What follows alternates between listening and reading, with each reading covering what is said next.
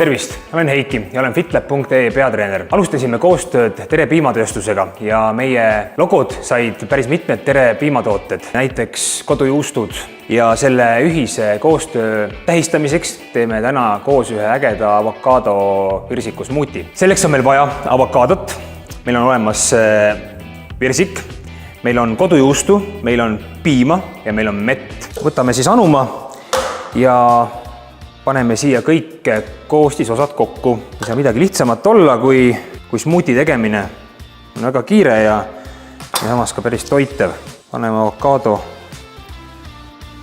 kiire liigutusega siia anumasse. Paneme virsiku ka siia juurde.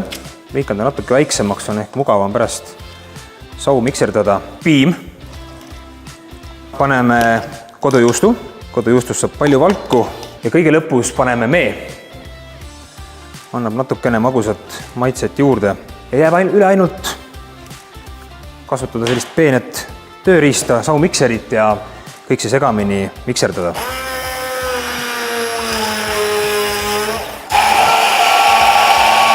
Väga hea, tundub, et on valmis ja on aeg serveerida. Väga hea. Ja ongi valmis meie avokaado virsiku smuuti. Head isu!